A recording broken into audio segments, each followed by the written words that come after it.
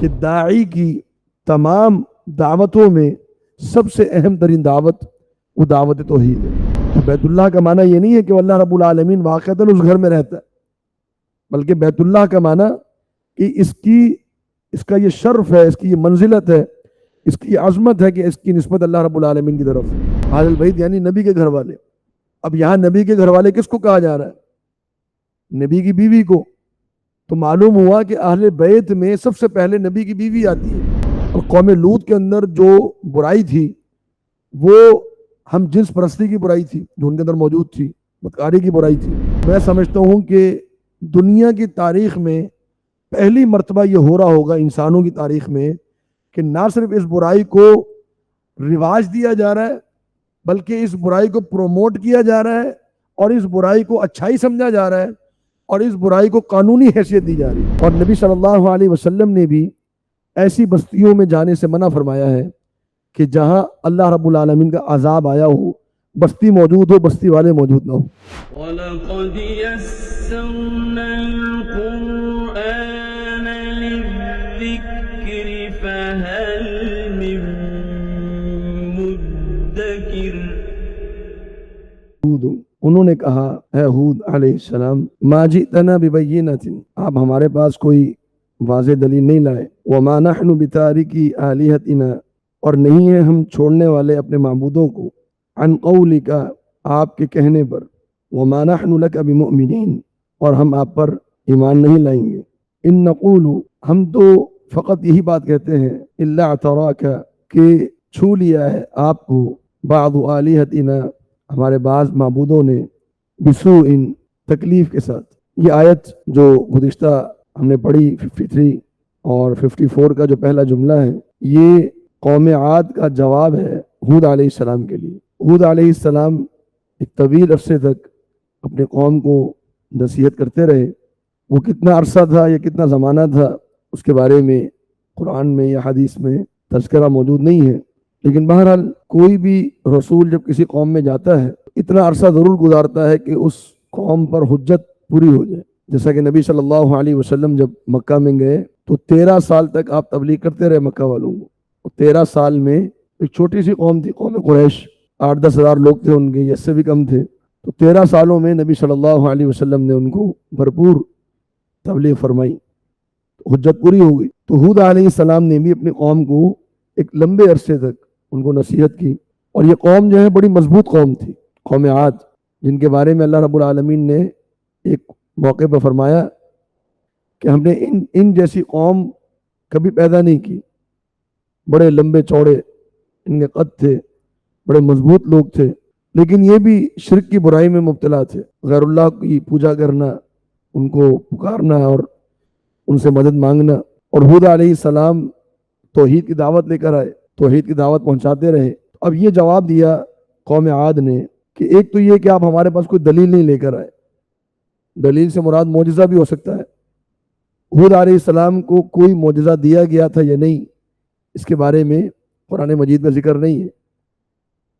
نوح علیہ السلام کو بھی کوئی معجزہ نہیں دیا گیا، ہود علیہ السلام کو بھی کسی معجزے کا ذکر نہیں ہے۔ صالح علیہ السلام یہ تاریخ میں پہلے نبی جن کا تذکرہ ملتا ہے کہ جن کو معجزہ دیا گیا، اس سے پہلے انبیاء کو نہیں دیا گیا، یا کم از کم ان کا تذکرہ موجود نہیں ہے۔ تو یہاں کہہ رہے ہیں کہ آپ نے ہمارے پاس کوئی واضح دلیل تو نہیں لائے، کوئی معجزہ تو نہیں لائے۔ اب آپ کے کہنے پر تو ہم اپنے معبودوں کو نہیں چھوڑ سکتے، بلکہ ہمارا خیال تو یہ ہے کہ ہمارے ہی کسی معبود نے آپ کو چھو کر دیوانہ اور پاگل کر دیا ہے۔ آپ عجیب باتیں کرتے ہیں، جس کا نہ سر ہے نہ پیر ہے، جس کے پیچھے کوئی دلیل نہیں ہے، جو عقل میں نہیں آتی یہ بات۔ اور یہ جو لفظ ہے بعض آلہتنا، کہ بعض معبودوں نے، یہ اشارہ ہے ہود علیہ السلام کی تحقیر کی طرف، کہ ہمارے کسی ایک آدھ الہ نے ہی آپ کو پاگل کر دیا، اگر سارے آپ کے پیچھے پڑ جاتے پتہ نہیں کیا حشر ہوتا آپ کا۔ جیسے آج مسلمانوں میں بھی پیر بنے ہوئے، تو وہ کہہ دیتے ہیں کہ جی اگر ہمارے کسی ایک پیر کو بھی غصہ آیا نا تو تمہارا بندہ کچھ نہیں ہے۔ تو ہمارے تو اتنے سارے پیر ہیں، کوئی ایک پیر بھی اگر تمہارے پیچھے پڑ گیا تو پھر تمہاری جو ہے وہ زندگی میں مصیبتیں آ جائیں گی.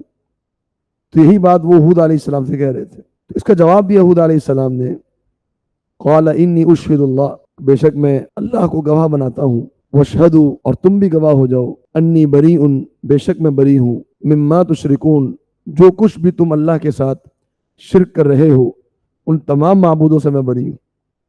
ابھی بھی تمہاری یہ بات بتا رہی ہے کہ تم بہت بڑے مشرک ہو. تمہارا ابھی بھی یہ ماننا اور یہ تسلیم کرنا اور یہ کہنا کہ ہمارے معبودوں نے آپ کو تکلیف پہنچائی ہے, اس کا معنی یہ ہے کہ تم ابھی بھی یہ مان رہے ہو. تو میں اس شرک سے بری ہوں, یعنی اگر کوئی تکلیف پہنچتی بھی تو اللہ مجھے پہنچاتا. من دونہ فکیدونی جمیعا, اللہ کو چھوڑ کے تم سب کے سب میرے خلاف جو سازش کرنا چاہو کرو. ثم لا تنظرون, پھر تم مجھے ذرہ برابر بھی مہلت نہ دینا. انی توکلت علی اللہ, بے شک میں نے اللہ پر توکل کیا ہے. ربی و ربکم, جو میرا بھی رب ہے تمہارا بھی رب ہے. ما من دابت, نہیں ہے کوئی بھی چلنے والا کوئی جانور یا کوئی انسان, الا هو آخذ, مگر اللہ پکڑے ہوئے ہے, بناصیتها, اس کی پیشانی کو. ان ربی, بے شک میرا رب, علی صراط مستقیم, وہ تو سیدھے راستے پر ہے.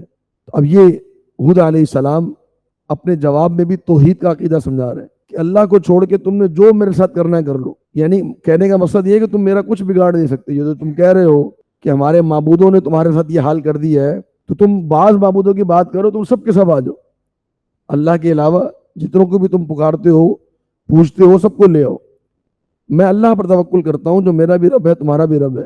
اور پیشانی کو پکڑے ہوئے کا معنی یہ ہے کہ جتنی بھی مخلوقات ہیں وہ اللہ رب العالمین کے قبضے اور کنٹرول میں ہیں, کیونکہ پیشانی کے ذریعے سے کسی بھی جو ہے وہ انسان کو یا جانور کو کنٹرول کیا جاتا ہے, اس کو لگام باندھی جاتی ہے, اس کو رسی باندھ کے چلایا جاتا ہے.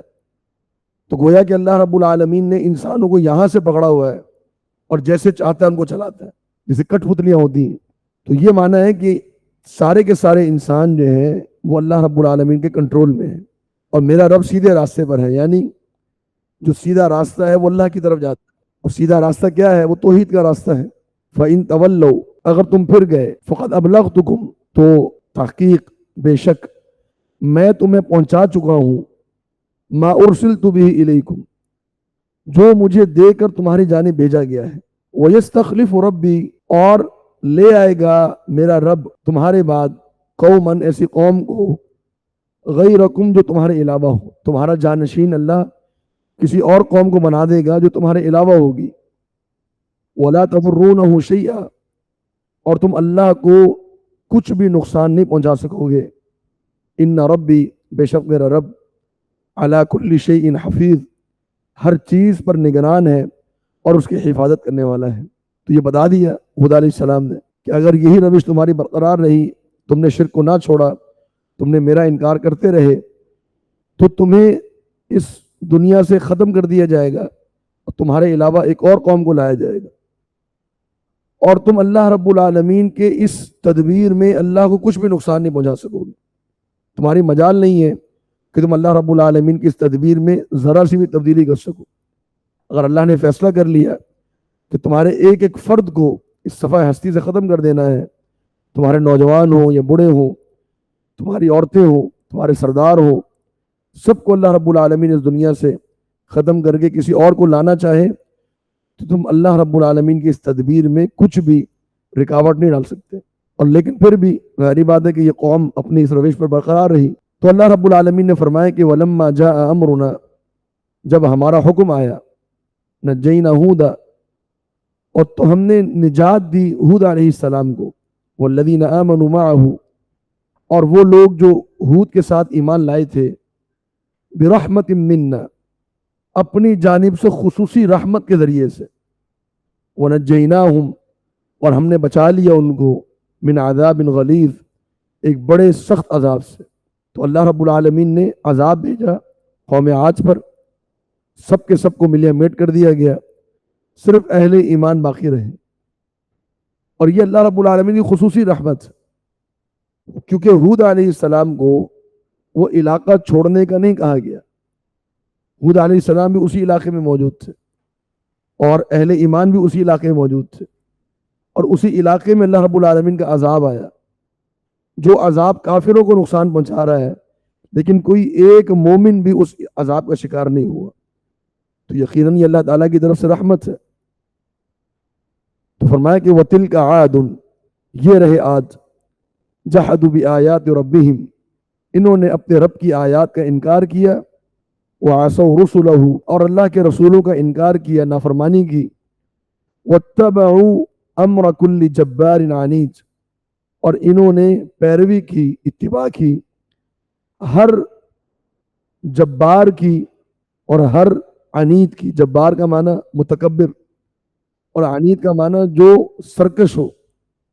متکبر بھی ہو، عنید یعنی سرکش، جو اپنی تکبر میں حد سے بڑا ہوا اور لوگوں پر ظلم کرنے والا اور لوگوں کو زیادتی کا نشانہ بنانے والا، جو ان کے ہاں بڑے سے بڑا ظالم تھا، اس کے حکم کے مطابق یہ لوگ چلے اور اپنے رسول کی انہوں نے نافرمانی کر دی.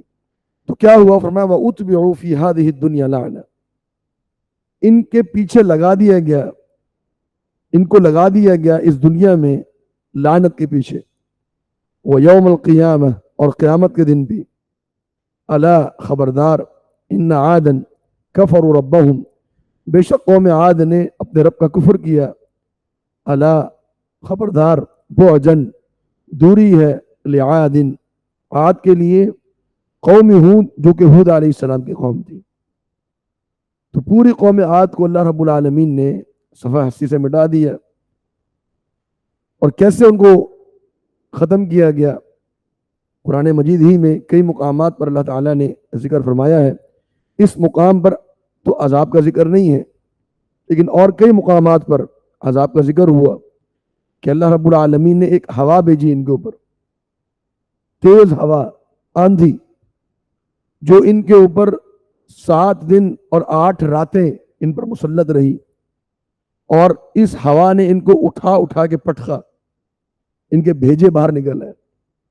اور یہ بڑے بڑے ان کے لمبے قد تھے. تو اللہ رب العالمین نے ان کا ایک منظر بیان کیا کہ جب عذاب ان کے پاس سے گزر گیا اور پیچھے جب ان کی باقیات رہ گئیں، تو دیکھنے والے کو یوں لگ رہا تھا کہ جیسے کھجور کے بڑے بڑے تنے زمین پر پڑے. اس طرح اللہ رب العالمین نے ان کو بالکل ان کی اپنی بستی کے اندر ہی، ان کے لمبے چوڑے قد اور خوب طاقت کے باوجود بھی محض ایک ہوا کے ذریعے سے ختم کر دیا. تو یہ اللہ رب العالمین کا لشکر ہے جن پر اللہ رب العالمین مسلط فرماتا ہے، تو پھر وہ وہاں سے ٹلتے نہیں ہیں.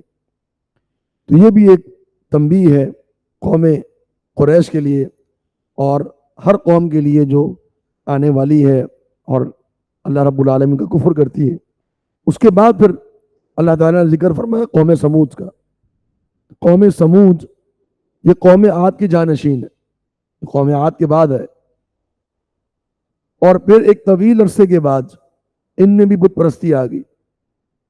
ان کا تذکرہ اللہ رب العالمین نے علیحدہ سے فرمایا وَإِلَىٰ ثَمُودَ أَخَاهُمْ صَالِحًا، اور قوم سمود کی جانب ہم نے بھیجا ان کے بھائی صالح علیہ السلام کو.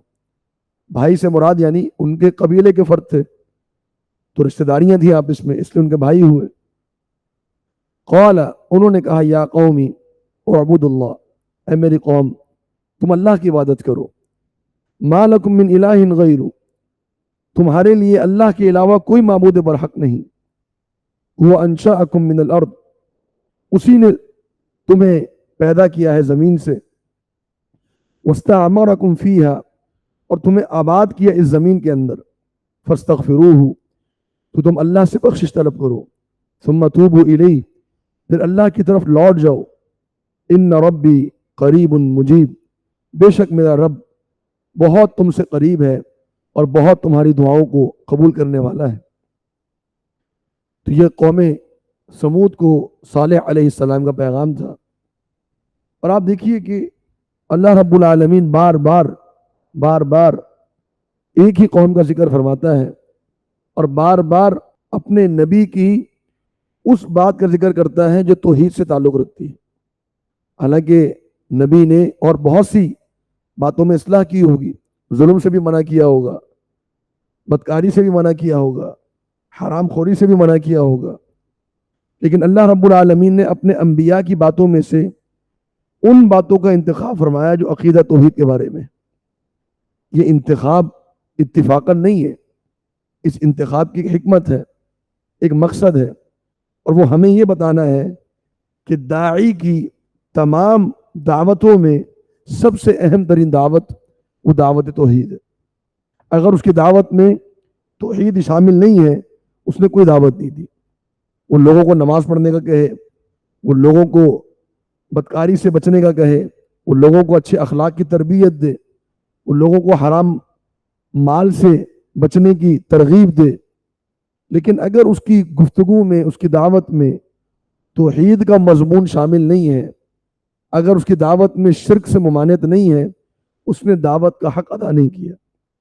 یہی بات ہے کہ اللہ رب العالمین نے بار بار، حالانکہ بسا اوقات انسان بھی یہ ایک اس تکرار کو سنتا ہے تو اس کی اہمیت کھو دیتا ہے، لیکن یہ بار بار تکرار ہی اصل میں اس کی اہمیت کو بیان کرنا ہے کہ اللہ رب العالمین وہی الفاظ من و عن، وہی الفاظ نوح علیہ السلام کے لیے بیان کرتا ہے، وہی الفاظ ہود علیہ السلام کے لیے بیان کرتا ہے، وہی الفاظ صالح علیہ السلام کے لیے بیان فرمایا.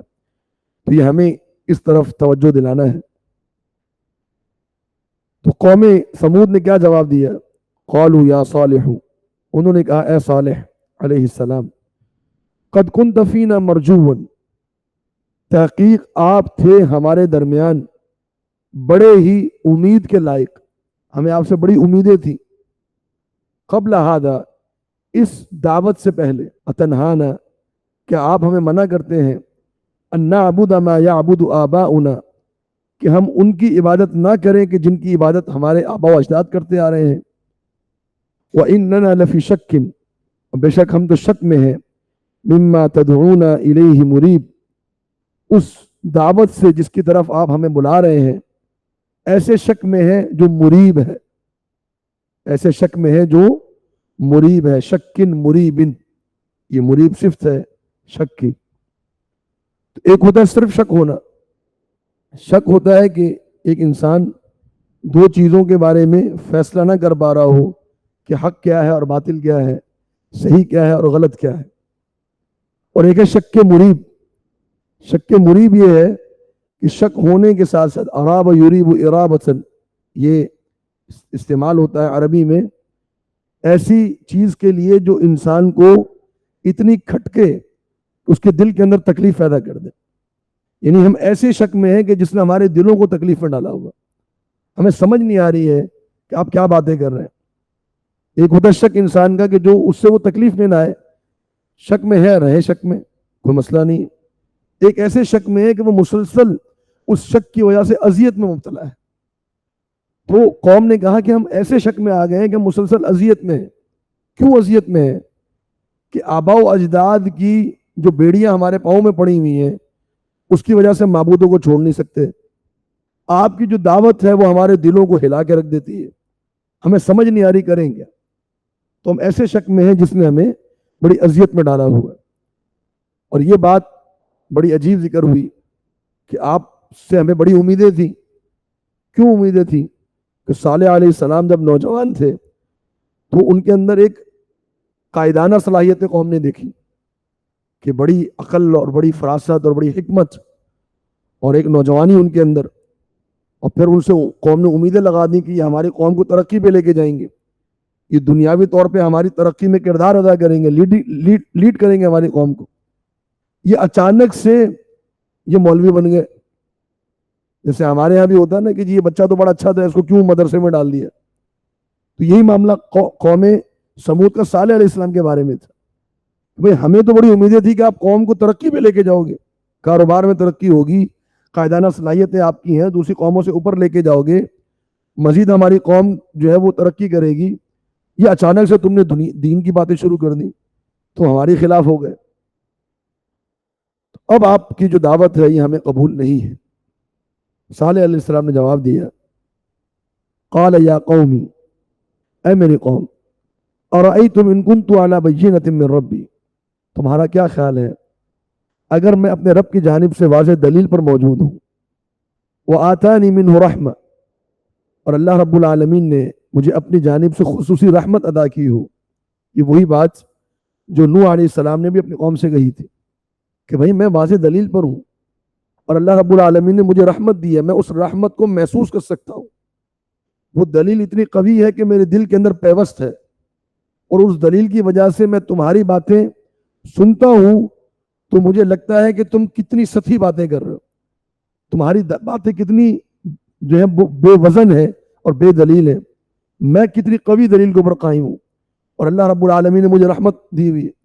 یہ بالکل وہی احساسات ہیں جو ایک توحید پر قائم آدمی کے سامنے جب شرک کی باتیں کی جائیں، جب کوئی ایک مشرک آدمی اپنے پیر کی کرامات ذکر کر رہا ہو، اور ایک ایسا بندہ جس کو اللہ رب العالمین کی عظمت اس کے دل کے اندر موجود ہو، وہ اس پیر کی کرامات کو سن کے کیا الفاظ کہے گا، کیسی عجیب بیوقوفی والی باتیں کر رہے ہیں، اس کا نہ سر ہے نہ پیر ہے، عجیب سطحی قسم کی باتیں ہیں جو آج ہمیں لوگوں کی باتیں سن کے محسوس ہوتا ہے۔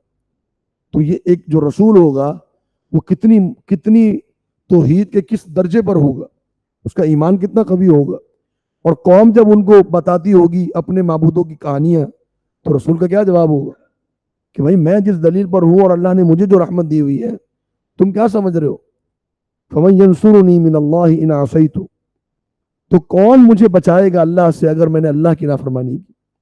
اس دلیل کے ہوتے ہوئے بھی، اس رحمت کے ہوتے ہوئے بھی میں توحید کو چھوڑ کے اگر شرک کی طرف چلا گیا، نعوذ باللہ، تو اللہ کی عذاب سے مجھے کون بچائے گا۔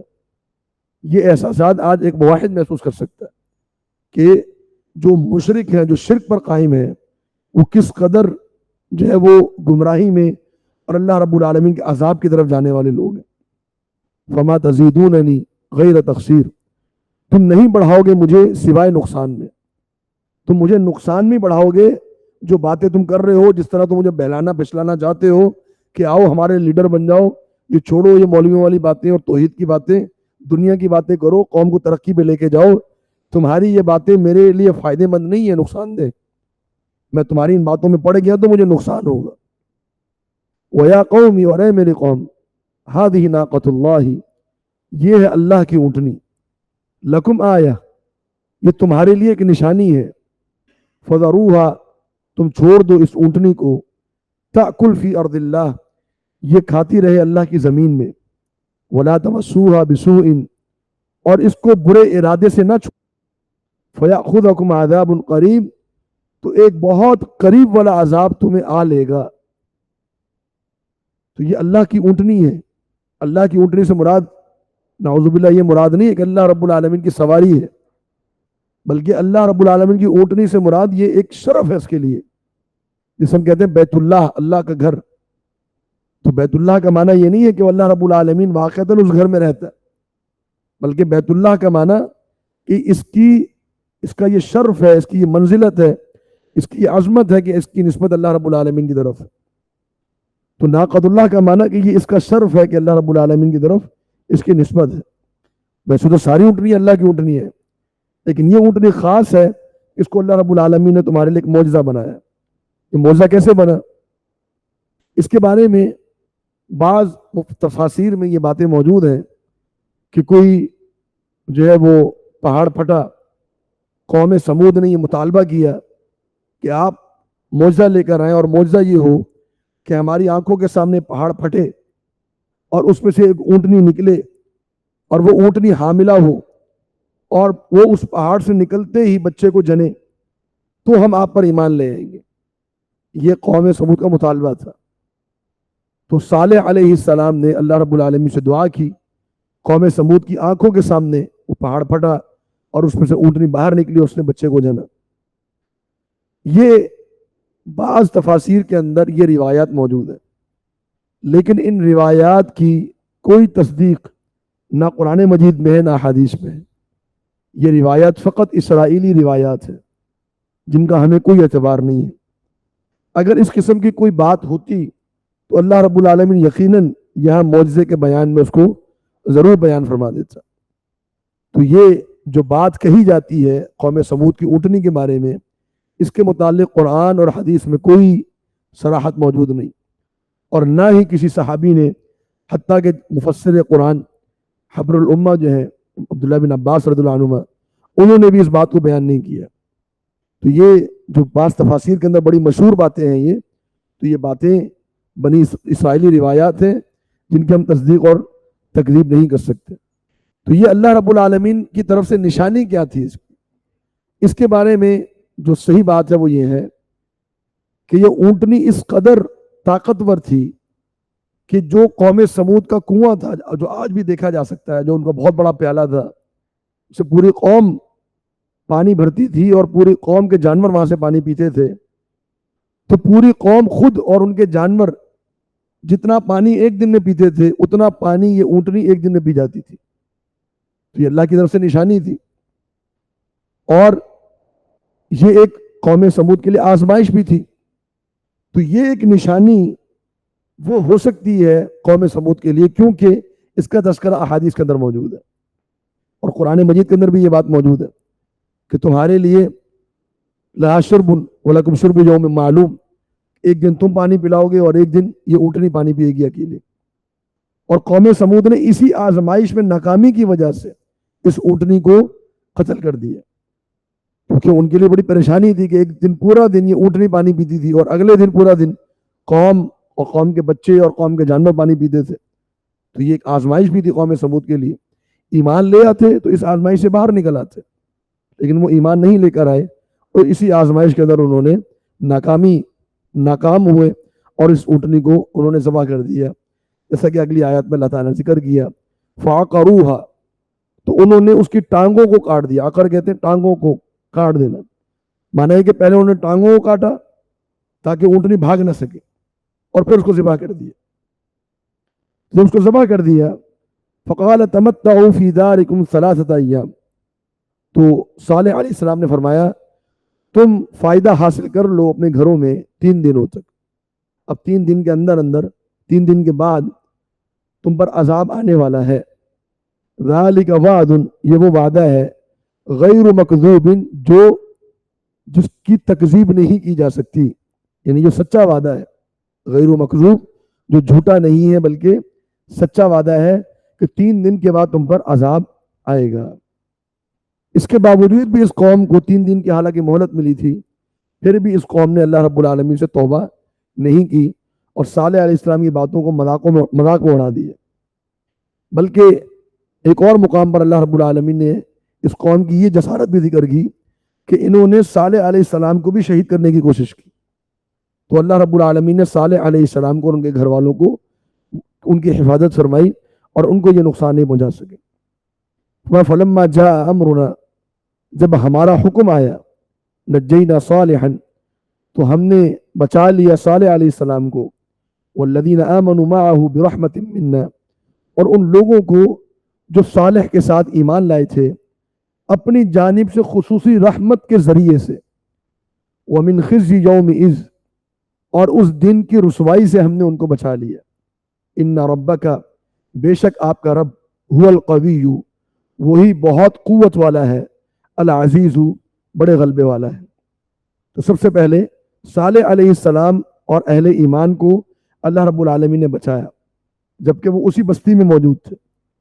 وَأَخَذَ الَّذِينَ ظَلَمُوا، اور پکڑ لیا ان لوگوں کو جنہوں نے ظلم کیا، الصَّيْحَةُ، فَأَصْبَحُوا، تو وہ ہو گئے، فی دیارہم، اپنے گھروں میں، جاثمین، اوندھے منہ گرے ہوئے، یعنی ان کے منہ جو تھے وہ مٹی کے اوپر تھے اور وہ اوندھے منہ مٹی کے اوپر اور اپنے گھروں کے اندر گرے ہوئے تھے۔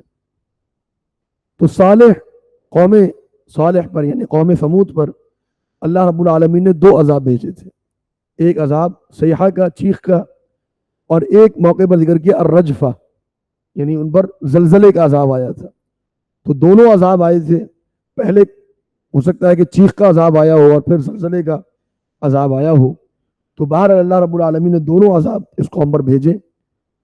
تو وہ سب کے سب سوائے اہل ایمان کے سب کو اللہ رب العالمین نے اس عذاب میں کأن لم یغنوا فیہا، گویا کہ وہ کبھی اس بستی میں آباد ہی نہیں تھے، یعنی بستی اپنی جگہ پر موجود تھی لیکن انسانوں سے خالی ہو گئی تھی. اور صالح علیہ السلام اہل ایمان کو لے کر اس عذاب کے بعد اس بستی سے نکل گئے تھے, اس بستی کو چھوڑ گئے تھے. اور نبی صلی اللہ علیہ وسلم نے بھی ایسی بستیوں میں جانے سے منع فرمایا ہے کہ جہاں اللہ رب العالمین کا عذاب آیا ہو, بستی موجود ہو, بستی والے موجود نہ ہو. ایک موقع پر نبی صلی اللہ علیہ وسلم جب تبوک جا رہے تھے تو قوم سمود کی بستیوں سے گزر ہوا. یہ قوم سمود آباد تھی. مدائن صالح آج بھی موجود ہے جو کہ مدینہ اور تبوک کے درمیان ہے, تقریباً مدینہ سے 600 کلومیٹر کے فاصلے پر ہے. تو وہاں پر یہ مدائن صالح آج بھی آباد ہے. یہ لوگ بڑے طاقتور لوگ تھے, پہاڑوں کو تراش کے اپنا گھر بنایا کرتے تھے. ہزاروں سال گزرنے کے باوجود بھی پہاڑوں کے تراشے ہوئے گھر آج بھی محفوظ ہیں. اور ان کی تصاویر اگر آپ دیکھیں تو انسان دنگ رہ جائے. جتنے اونچے اونچے پہاڑ ہیں اتنے اونچے اونچے ان کے محلات, اور وہاں انہوں نے باقاعدہ پہاڑوں کے اندر کمرے بنائے ہوئے ہیں.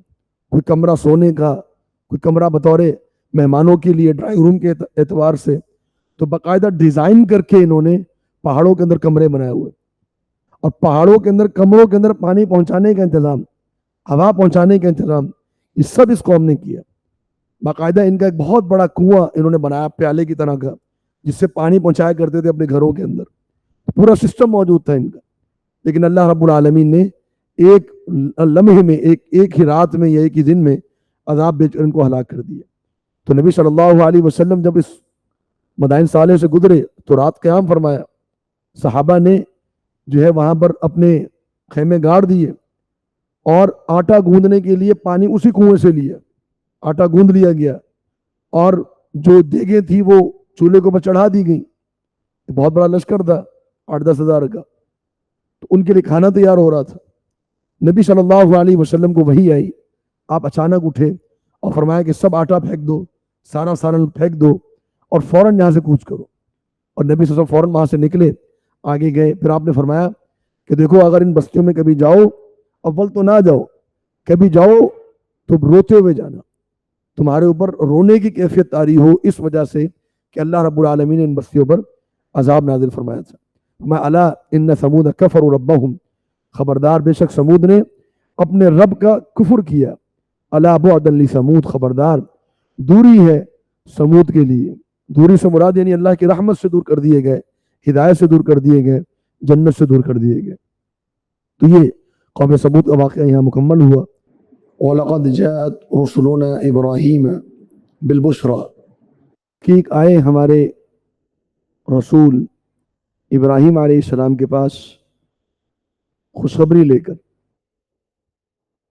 قالوا سلاما, تو ان رسولوں نے یعنی ان فرشتوں نے سلام یعنی السلام علیکم کہا ابراہیم علیہ السلام کو. قال سلام, ابراہیم علیہ السلام نے سلام کا جواب دیا.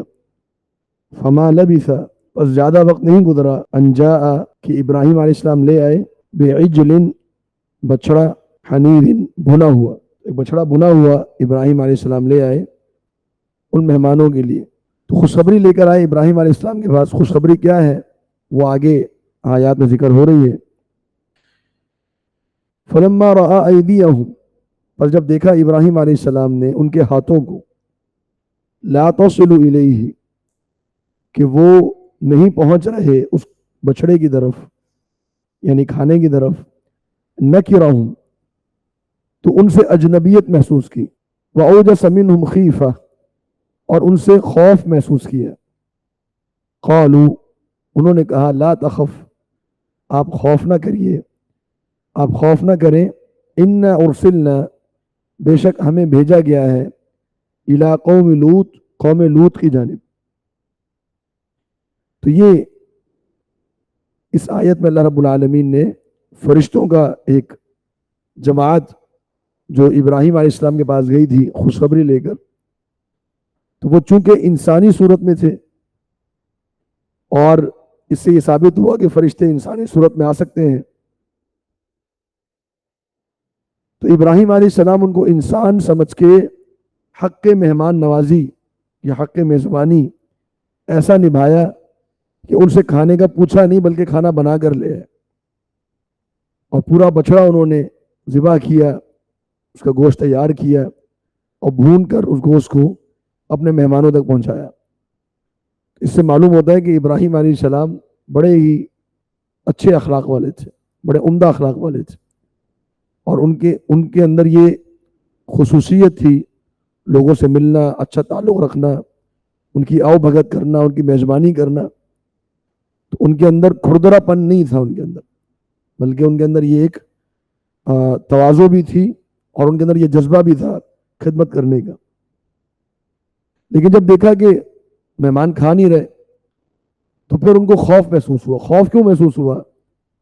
اس لیے کہ علماء نے یہ ذکر کیا ہے کہ ممکن ہے کہ ابراہیم علیہ السلام یہ سمجھ گئے ہوں کہ یہ فرشتے ہیں، ان کو معلوم ہو گیا ہو کہ یہ فرشتے ہیں، اس لیے کھانا نہیں کھا رہے۔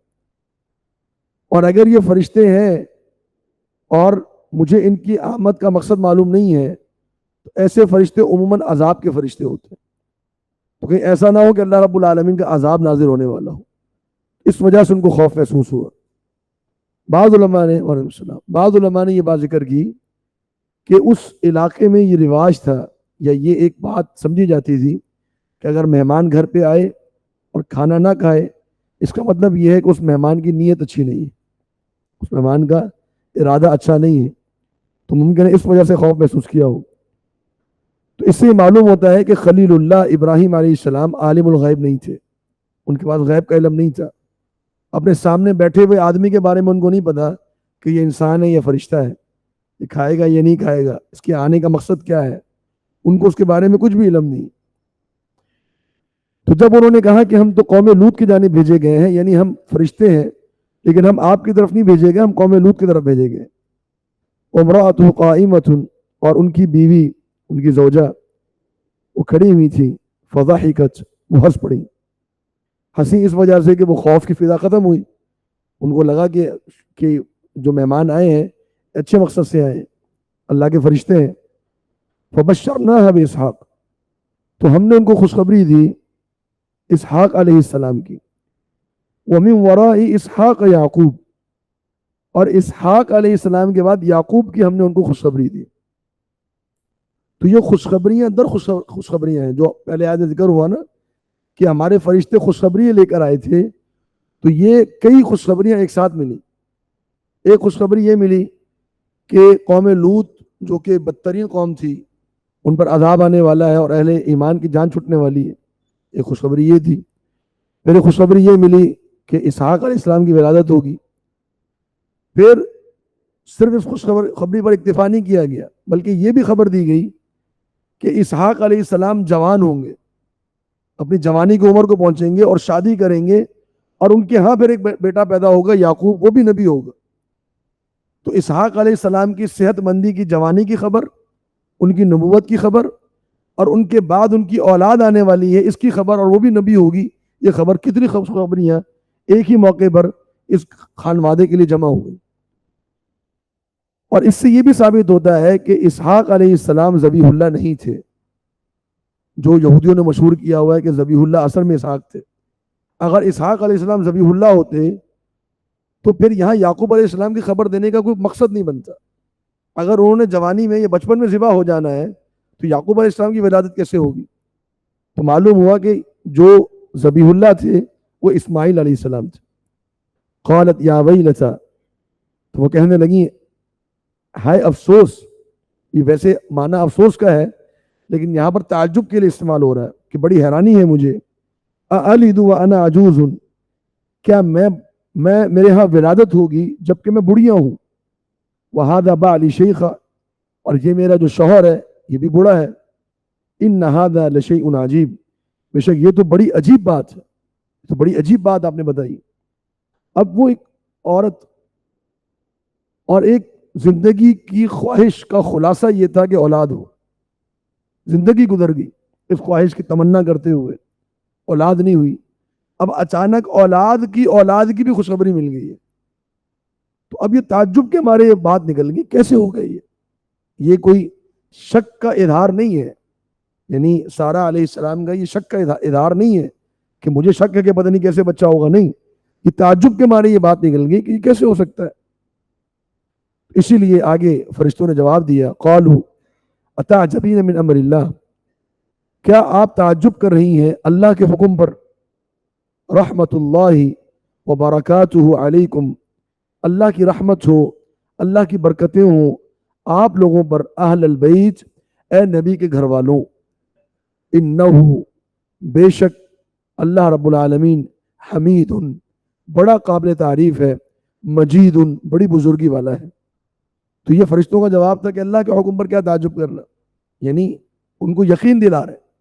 ایک ہوتا ہے نا انسان کو خوشی میں یقین نہیں آ رہا ہوتا، اس کو شک نہیں ہے لیکن خوشی کے مارے اس کو یقین نہیں آ رہا کہ یہ بھی ہو گیا، یہ بھی ہو سکتا ہے، اور پھر فوراً رحمت اور برکتیں کی دعا بھی فرشتے دے رہے ہیں۔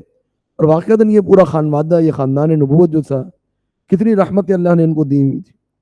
ایک تو نبوت کی رحمت، پھر خلیل اللہ ہونے کی رحمت، پھر آگ سے بچانے کی رحمت، پھر اللہ رب العالمین نے ان کو جو ہے وہ ہجرت کی ایک نعمت عطا فرمائی، پھر اللہ رب العالمین نے ایک ظالم بادشاہ سے ان کو بچایا۔ بہت ساری رحمتیں تھیں جو اللہ رب العالمین نے ان گھر والوں کو عطا فرمائی تھی۔ اور پھر مزید یہ رحمت کے آگے نبوت کا سلسلہ اسی خانوادے سے چلا، ابراہیم علیہ السلام سے، بلکہ سینکڑوں انبیاء، اگر ہزاروں نہیں تو سینکڑوں انبیاء وہ اسحاق علیہ السلام کی اولاد سے ہیں، جو کہ سارہ علیہ السلام کے بیٹے ہیں، ابراہیم علیہ السلام کے بیٹے ہیں۔ تو یہ ایک خوشخبری ہے ان کے لیے۔ فرمایا کہ فلما ذا، اور یہاں پر یہ جو بات اہل البیت، اہل البیت یعنی نبی کے گھر والے، اب یہاں نبی کے گھر والے کس کو کہا جا رہا ہے؟ نبی کی بیوی کو۔ تو معلوم ہوا کہ اہل بیت میں سب سے پہلے نبی کی بیوی آتی ہے۔ تو جو لوگ اہل البیت سے مراد لیتے ہیں نبی کی بیویوں کے علاوہ، یہاں کیا جواب دیں گے؟ یہاں کون تھا نبی کی بیوی کے علاوہ؟ نہ اولاد ہی موجود نہیں ہے، ابھی تو اولاد ہونی ہے ابھی، تو صرف نبی ہے اور نبی کی بیوی ہے۔ نبی کے تو گھر والے ہوں گے نا، تو نبی کے گھر والوں میں کون وہاں موجود ہے؟ نبی کی بیوی موجود ہے۔ تو یہ، اور پھر لغت کے اندر بھی، عربی لغت میں بھی اہل بیت سے مراد جو ہے وہ جب کہا جائے آپ کے گھر والے، گھر والوں سے کیا مراد ہوگا؟ گھر والوں میں سب سے پہلے بیوی آئے گی اور بچے آتے ہیں، یعنی یہ تو معروف ہے۔ تو یہ بات کہنا کہ جی گھر والوں میں بیویاں نہیں ہیں، بیٹی اور داماد ہے اور نواسے ہیں، مطلب یہ نہ بات شریعت میں ہے، نہ یہ بات عقل میں ہے، نہ یہ بات معاشرے میں عرف میں رائج ہے۔ اسی وجہ سے اللہ کے رسول صلی اللہ علیہ وسلم نے بطور خاص علی رضی اللہ عنہ اور سیدہ فاطمہ کا ذکر کیا اپنے اہل بیت میں، یہ بتانے کے لیے کہ اگرچہ داماد اور بیٹی گھر والوں میں شامل نہیں ہوتی، لیکن میں اپنی بیٹی اور داماد کو گھر والوں میں شامل کر رہا ہوں۔ تو بیویوں کو الگ سے ذکر کرنے کی ضرورت نہیں ہے، کیونکہ بیویاں جو ہیں وہ اہل بیت میں ویسے ہی شامل ہیں، جیسے یہاں پر اس آیت کے اندر ہمیں وضاحت ہو رہی ہے۔ فرمایا کہ فلما ذهب عن ابراہیم الروع، جب چلا گیا ابراہیم علیہ السلام سے خوف، وجاءته البشرى، اور ان کو خوشخبری مل گئی، یجادلونا، وہ ہم سے جھگڑنے لگے، فی قوم لوط، قوم لوط کے بارے میں۔ ابراہیم علیہ السلام قوم لوط کا مقدمہ لڑنے لگے۔ کیا مقدمہ تھا؟ اور جو مقدمہ لڑ رہے ہیں وہ فرشتوں سے لڑ رہے ہیں، لیکن اللہ رب العالمین فرمایا کہ وہ ہم سے لڑ رہے تھے مقدمہ۔ کیوں؟ کیونکہ بھیجے فرشتے کس نے ہیں؟ اللہ نے بھیجے۔ تو وہ ہم سے مقدمہ لڑنے لگے۔ کیا؟ اب اس کے بارے میں دو آراء ہیں علماء کی۔ ایک یہ ہے، جیسا کہ قرآن میں بھی ذکر ہوا، کہ ابراہیم علیہ السلام نے کہا کہ اس قوم میں تو اہل ایمان بھی موجود ہے، وہاں تو اہل ایمان بھی موجود ہے، اگر عذاب نازل ہوگا اور جتنے فرشتے بھیجے گئے عذاب کے لیے، اس کا مطلب بڑا سخت عذاب آنا ہے، اور وہ عذاب تھا بھی سخت۔ تو ایسا نہ ہو کہ وہ اہل ایمان بھی اس عذاب کی لپیٹ میں آ جائے۔ ایک مقدمہ تو یہ تھا، لیکن وہ یہاں واضح نہیں ہوگا، اگلی آیت جب ہم پڑھیں گے اس سے مزید واضح ہوگا۔ مقدمہ واللہ عالم جو دوسری رائے ہے وہ زیادہ بہتر معلوم ہوتی ہے، کہ ابراہیم علیہ السلام یہ چاہ رہے تھے کہ قوم لوط کو مزید وقت دیا جائے اور ان کو مزید مہلت دی جائے، اور ان کے لیے مزید جو ہے وہ وقت دیا جائے، ہو سکتا ہے کہ ان کو ہدایت مل جائے۔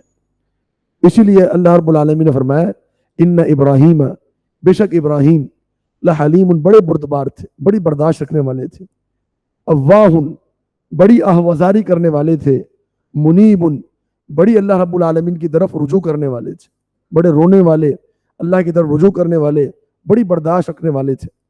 ان کا دل بڑا نرم تھا، یعنی کہنے کا مقصد یہ ہے ان کا دل بڑا نرم تھا، ان کے اندر بڑی برداشت تھی، وہ چاہتے تھے، ان کو معلوم تھا کہ لوط علیہ السلام کے ساتھ کیا گزر رہی ہے اس قوم کے اندر، لیکن پھر بھی چاہ رہے تھے کہ ان کو کچھ مہلت ملے، اسی لیے آگے فرمایا یا ابراہیم، اے ابراہیم علیہ السلام، اعرض عن ھذا، اس کو چھوڑ دیجئے، انہ قد جاء امر ربک، بے شک آپ کے رب کا حکم آ چکا ہے، اب آپ کے رب کا حکم آ چکا ہے، اب آپ کے مقدمہ لڑنے سے کچھ نہیں ہوگا، وَإِنَّهُمْ آتِيهِمْ، اور بے شک وہ لوگ ان کے پاس آنے والا ہے، عذاب، ایسا عذاب، غیر مردود، جس کو لوٹایا نہیں جائے گا، یہ عذاب ہمیشہ ہمیشہ ان پر قائم رہے گا، اب تا قیامت، بلکہ قیامت کے بعد ہمیشہ ہمیشہ کے لیے یہ اس عذاب کی لپیٹ میں رہیں گے، والعیاذ باللہ۔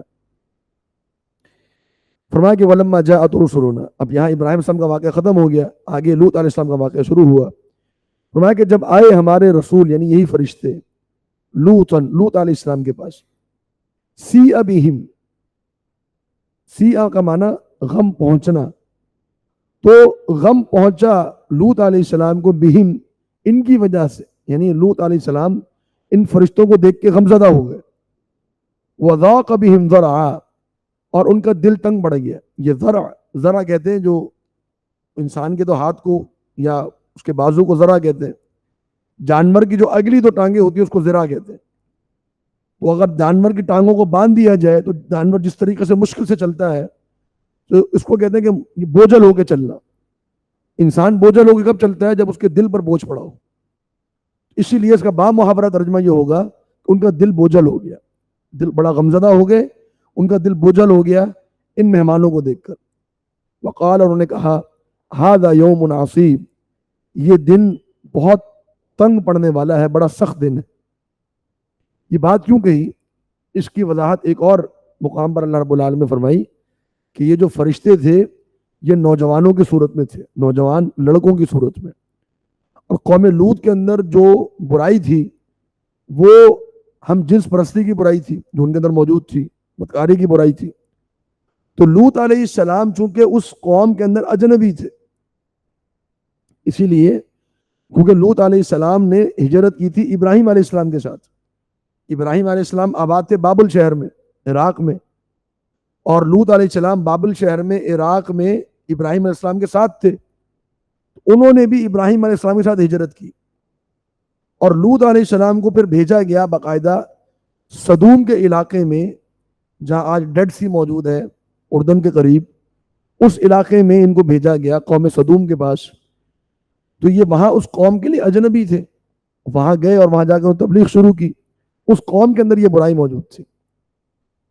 تو اس وجہ سے ان کو دل تنگ پڑا کہ میں ان نوجوان لڑکوں کی اکیلے حفاظت کیسے کروں گا، اور مزید پریشانی یہ تھی کہ لوط علیہ السلام کا کوئی بیٹا بھی نہیں تھا، ان کی بیٹیاں تھیں صرف، تو جب یہ فرشتے پہنچے تو فرمایا کہ وجاءہ قومہ، آیا ان کے پاس ان کی قوم، یہرعون الیہ، ان کو دوڑایا جا رہا تھا، دھکیلا جا رہا تھا لوط علیہ السلام کی جانب، یعنی ایسا لگ رہا تھا جیسے ان کو کوئی دھکیل رہا ہے، اتنی تیزی کے ساتھ گرتے پڑتے پہنچ رہے تھے لوط علیہ السلام کے پاس۔ ومن قبل، اور اس سے پہلے، کانوا یعملون السیئات، وہ بڑی بڑی برائیاں کیا کرتے تھے، یہ اشارہ ہے اس ہم جن پرستی کی طرف، بدکاری کی طرف۔ قال یا قومی، لوط علیہ السلام نے کہا اے میرے قوم، ہؤلاء بناتی، یہ میری بیٹیاں ہیں، ہن اطہر لکم، یہ تمہارے لیے اصل پاکیزگی ہے، فاتقوا اللہ، تو تم اللہ سے ڈر جاؤ، ولا تخزونی، اور تم مجھے رسوا نہ کرو، فی ضیفی، میرے مہمانوں کے متعلق، الیس منکم، کیا نہیں ہے تمہارے درمیان، رجل رشید، کوئی عقل رکھنے والا آدمی، کوئی عقل مند آدمی تمہارے درمیان موجود نہیں کہ یہ میرے مہمان ہیں، تم ان کے ساتھ کیا سلوک کا سوچ کر آ رہے ہو۔ تو اس آیت میں ایک جو بات فرمائی کہ ہؤلاء بناتی ہن اطہر لکم، یہ میری بیٹیاں موجود ہیں، اس سے یہ مراد نہیں ہے کہ لوط علیہ السلام نکاح کے لیے اپنی بیٹیوں کو نامزد کر رہے تھے، کیونکہ سامنے جو قوم ہے وہ بدکار قوم ہے اور کافر قوم ہے، ایک نبی اپنی مومن بیٹیوں کو کافروں کے حوالے کیسے کرے گا؟ تو یہاں بناتی سے مراد، میری بیٹیوں سے مراد قوم کی بیٹیاں مراد، کیونکہ نبی جو ہوتا ہے وہ قوم کا بڑا ہوتا ہے، تو قوم کی جو بیٹے ہوتے ہیں وہ نبی کے بیٹے ہیں، اور قوم کی جو بیٹیاں ہیں وہ نبی کی بیٹی ہیں۔ تو مقصد یہ تھا کہ جو تمہاری درمیان جو خواتین موجود ہیں، بیٹیاں موجود ہیں، وہ تمہارے لیے اصل پاکیزگی۔ یہ اطہر لکم، اطہر کا معنی ویسے ہوتا ہے سب سے زیادہ پاکیزہ، تو اس کا یہ معنی نہیں ہے کہ مردوں میں بھی کچھ پاکیزگی موجود ہے، اس لیے اطہر کا معنی ہم کریں گے اصل پاکیزگی۔ اصل پاکیزگی تمہارے لیے ان عورتوں کے ساتھ رشتہ باندھنے میں ہے، نہ کہ مردوں کے ساتھ تعلق قائم کرنے میں۔ تو لوط علیہ السلام کی اس بات کا جواب دیا انہوں نے، قالوا، انہوں نے کہا، لقد علمت، آپ جانتے ہی ہیں، ما لنا، نہیں ہے ہمارے لیے، فی بناتک، آپ کی بیٹیوں کے بارے میں، من حق، کوئی حق، یعنی ہمیں آپ کی بیٹیوں میں کوئی حق نہیں ہے۔ معنی یہ نہیں کہ ہم ان پر حق نہیں رکھتے، معنی یہ کہ ہم ان کے اندر رغبت نہیں رکھتے، ہمیں ان کی طرف رغبت نہیں ہے، ہمیں طرف جانے کی کا شوق نہیں ہے۔ وَإِنَّكَ لَتَعْلَمُ مَا نُرِيدُ، اور بے شک آپ جانتے ہی ہیں کہ ہم کیا چاہتے ہیں۔ تو یہ ان کی خباثت، یہ اس قدر ڈوبے ہوئے تھے اس گناہ کی دلدل میں کہ ان کو کچھ سجھائی نہیں دے رہا، اور جو فطرتی معاملہ ہے اس سے ہٹ کر بالکل غیر فطرتی معاملے میں اور حد سے نکلے ہوئے تھے، حد سے نکلے ہوئے، اپنی محفلوں کے اندر یہ برائیاں انجام دیتے تھے، اور جانوروں کی طرح جو ہے وہ گھروں میں، گھروں سے باہر، اور یہ وہ مصیبت ہے، یہ وہ برائی ہے والعیاذ باللہ، کہ میں سمجھتا ہوں کہ دنیا کی تاریخ میں پہلی مرتبہ یہ ہو رہا ہوگا انسانوں کی تاریخ میں کہ نہ صرف اس برائی کو رواج دیا جا رہا ہے بلکہ اس برائی کو پروموٹ کیا جا رہا ہے، اور اس برائی کو اچھائی سمجھا جا رہا ہے، اور اس برائی کو قانونی حیثیت دی جا رہی ہے۔ اور شاید پہلی دفعہ یہ معاملہ ہو رہا ہو، قوم صدوم میں بھی شاید یہ معاملہ نہ ہو، کہ پہلی دفعہ یہ معاملہ ہو رہا ہے کہ جو شخص اس برائی کو برائی سمجھے اس کے بارے میں یہ سمجھا جاتا ہے کہ یہ شخص جو ہے وہ رائٹس کی مخالفت کر رہا ہے، یہ حقوق دینے کی مخالفت کر رہا ہے۔ بھائی بندے کا حق ہے جو چاہے مرضی کرے۔ تو یہ جو آزادی والی بات ہے، جو لبرلزم والی بات ہے، تو یہ آج پہلی دفعہ ہو رہا ہے، اور آدھی سے زیادہ دنیا کے اندر یہ برائی نہ صرف موجود ہے بلکہ اس کو قانونی حیثیت حاصل ہے، اور اس کے خلاف بات کرنا جائز ہی نہیں ہے، آپ الاؤ نہیں ہے، قانون کے اندر یہ بات آ چکی ہے کہ آپ اس کے خلاف بات نہیں کر سکتے۔ LGBTQ کا جو ایجنڈا پوری دنیا کے اندر موجود ہے آج، اس کو باقاعدہ فورس کے ذریعے سے نافذ کیا جا رہا ہے۔ بلکہ اگر آپ یونائٹڈ نیشن کا ایجنڈا پڑھیں گے 2030 ویژن 2030 یونائٹڈ نیشن کا، تو اس کے اندر کوڈ ورڈ میں یہ بات لکھی ہوئی ہے کہ یہ چیز انہوں نے پوری دنیا میں نافذ کرنی ہے۔ پاکستان کے اندر بھی ایسے آوازیں اٹھنا شروع ہو گئی ہیں ان بدکار لوگوں کی جو اس مصیبت کے اندر اس قوم کو بھی دھکیلنا چاہتے ہیں۔ تو ابھی تک الحمدللہ کسی مسلمان ملک میں یہ چیز نافذ نہیں ہوئی، لیکن ان کا پورا پریشر ہے مسلمان ملکوں کے اوپر کہ اس چیز کو نافذ کیا جائے۔ تو فرمایا کہ لو قال لو ان لی بکم قوہ، کاش کہ میرے پاس تمہارے خلاف قوت موجود ہوتی، او آوی الی رکن شدید، یا میں پناہ لیتا ایک مضبوط سہارے کی، رکن شدید مضبوط سہارا، یا تو میرے پاس قوت موجود ہوتی، یعنی میں اتنا طاقتور ہوتا کہ تمہیں دھکیل دیتا اپنے گھر سے، یا میرے پاس مضبوط سہارا موجود ہوتا۔ سہارے سے مراد کہ میرا خاندان ہوتا، میرے خاندان کے لوگ ہوتے، میں اکیلا ہوں، اجنبی ہوں، تو اگر میرے خاندان والے ہوتے یہاں پر تو پھر میں تمہیں دیکھتا کہ تم کیسے کرتے ہو۔ صحیح بخاری کے اندر حدیث موجود ہے، نبی صلی اللہ علیہ وسلم نے فرمایا کہ یرحم اللہ لوطا کان یأوی الی رکن شدید، اللہ رب العالمین لوط علیہ السلام پر رحم فرمائے، وہ تو ایک مضبوط سہارے کی طرف، ایک مضبوط سہارے کی طرف ہی پناہ لے رہے تھے، معنی اللہ کی طرف، اللہ کا سہارا موجود تھا، ان کے بعد فرشتے موجود تھے۔ لیکن لوط علیہ السلام کی اس بات کہنے کا مقصد یہ تھا کہ ابھی فوری طور پہ کاش کہ میرے پاس کوئی ایسا معاملہ ہوتا کہ میں تمہیں مزہ چکھا دیتا اور تمہیں اپنے گھر سے میں رفع کر دیتا، کوئی ایسا مضبوط سہارا میرے پاس فوری طور پہ موجود ہوتا۔ قالوا، انہوں نے کہا، یا لوط، اے لوط، انا رسول ربک، بے شک ہم آپ کے رب کے فرشتے ہیں، لن یصلوا الیک، یہ ہرگز بھی آپ تک نہیں پہنچ سکیں گے، یہ جو کرنے کی نیت سے آئے ہیں یہ آپ کو نقصان نہیں دے سکتے۔ فاسری باہلک، آپ رات میں لے جائیے اپنے گھر والوں کو، بقطع من اللیل، رات کے کسی حصے میں، ولا یلتفت منکم احد، اور کوئی ایک پلٹ کے نہ دیکھے اس قوم کی طرف، الا امرأتک، سوائے آپ کی بیوی کے، آپ کی جو بیوی ہے وہ آپ کے اہل میں سے نہیں ہے، آپ ان کو لے کر نہیں جائیں گے، इन्नहु मुसीबुहा, बेशक आपकी बीवी को वो अजाब आने वाला है, मा असाबहुम, जो इस कौम पर आएगा। इन्न मौइदहुम सुबह, बेशक इनका वादा का वक्त सुबह का है। अलैसा सुबह बिकरीब, क्या सुबह का वक्त करीब नहीं? यानी अभी सुबह आने में कितनी देर रहेगी? यानी एक दिन की भी मोहलत नहीं है। शाम को कोई गुस्सा होगा, इसमें फरिश्ते आए होंगे। दोपहर के वक्त में इब्राहिम अलैहिस्सलाम के पास है जिन्होंने खाना पेश किया, शाम के वक्त में ये लूत अलैहिस्सलाम के पास होंगे, रात होने वाली होगी तो बता दिया गया कि रात में आपने निकलना है, और सुबह आने वाली है और सुबह इनके ऊपर अजाब आएगा। फलम्मा जा अमरुना, जब आया हमारा हुक्म, जअलना आलियाहा साफिलाहा, तो हमने कर दिया उस कौम की ऊपरी हिस्से को, उस बस्ती के ऊपरी हिस्से को, साफिलाहा, उसका निचला हिस्सा, यानी हमने उस जमीन को उठाकर उलट दिया। वह अंतरना अलैहा, और हमने बरसाया उस बस्ती पर, हिजारतम मिन सिज्जीलिन मंजूत, पत्थर जो ठेकरे के बने हुए, जो मट्टी के बने हुए पत्थर थे, यानी मट्टी के बने हुए मजबूत पत्थर, मंजूदिन, तह पर तह, यानी ये नहीं कि एक दफा बारिश हुई और खत्म, बल्कि एक दफा फिर दूसरी दफा फिर तीसरी दफा, तह दर तह मुतवातिर वो पत्थर इनके ऊपर बरसाए गए। मुसव्वमतन इंद रब्बिक, जो निशान लगे हुए थे आपके रब की जानिब से। वमा हिय मिन अज़्ज़ालिमीन बिबईद, और ये पत्थर जालिमों से दूर नहीं है। ये जो पत्थर अल्लाह के रब्बुल आलमीन की तरफ से निशान लगे हुए हैं, ये आपके ये जालिमों से दूर नहीं है। तो अल्लाह रब्बुल आलमीन ने इस कौम पर 3 अजाब भेजे, जैसा कुरान में जिक्र है। पहले चीख का अजाब आया, चीख का अजाब आते ही इन लोगों के दिल फट गए, मर गए सारे, कोई जिंदा नहीं बचा। फिर अल्लाह रब्बुल आलमीन ने इस बस्ती को उठाया आसमान पर और उठाकर जमीन पर पटका उलट करके। फिर अल्लाह रब्बुल आलमीन ने आसमान से पत्थरों की बारिश नाजिल फरमाई। और याद रखें कि ये कौम जो है वो पहले अजाब में मर चुकी है, ये कौम पहले अजाब में मर चुकी है। वो जो चीख का अजाब आया था उससे इनके दिल फट गए थे, वहीं मर गए थे। लेकिन अल्लाह रब्बुल आलमीन ने मरे हुओं को पत्थर मारे, मरे हुओं को अल्लाह रब्बुल आलमीन ने पत्थर मारे हैं।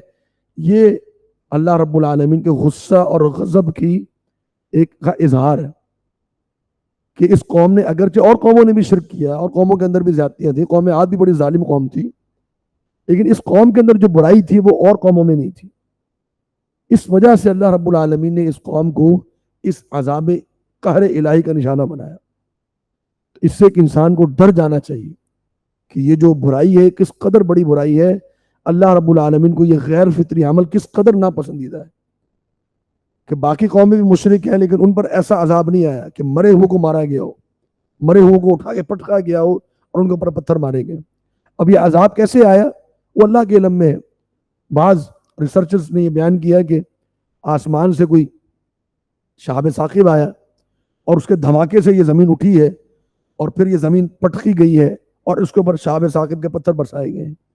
वो जो डेड सी जहाँ बना हुआ है उसके बारे में जो रिसर्च किया गया उससे ये मालूम होता है कि वहाँ पर इस कौम के निशानात मिलते हैं। और ऐसे घर मिले हैं कि जिनकी दीवारें नीचे की जानिब, जिनकी छतें नीचे की जानिब में, दीवारें ऊपर की जानिब, ऐसे जो है वो वाक़यात मिले हैं। और अल्लाह रब्बुल आलमीन ऐसे आसार दिखाता है अपने अजाब को दिखाने के लिए। जैसा कि कौम समूद की घर हमारे सामने आज तक मौजूद है, कौम सफ़ा हस्ती से बिठा दी गई है। तो ये वाक़यात थे जो अल्लाह रब्बुल आलमीन ने बयान फरमाए मेरी और आपकी नसीहत के लिए। हमारा वक्त मुकम्मल हो गया, इसी पर इत्तफाक करते हैं। अल्लाह रब्बुल आलमीन से दुआ है कि अल्लाह ताला हमें समझने की, अमल करने की तौफीक अता फरमाए। व आखिर दावाना अल्हम्दुलिल्लाह रब्बिल आलमीन। कि एक इंसान जो नेकी का काम कर रहा हो उसको भी अला बय्यिनत मिन रब्बी होना चाहिए कि मैं जो भी काम कर रहा हूँ उसके ऊपर मुझे यकीन हो कि ये अमल मेरे रब की जानिब से मुझे बताया गया। अगर तुम इस्तिग़फ़ार करोगे, अल्लाह की तरफ पलटोगे तो मेरे रब को बड़ा रहम करने वाला, बड़ी मोहब्बत करने वाला पाओगे। जो तौहीद पर फौत हुए और कबीरा गुनाहों की वजह से जहन्नुम में चले गए, उनको अल्लाह रब्बुल आलमीन जब चाहेगा जहन्नुम से निकाल लेगा। और यही मौक़िफ़ दुरुस्त।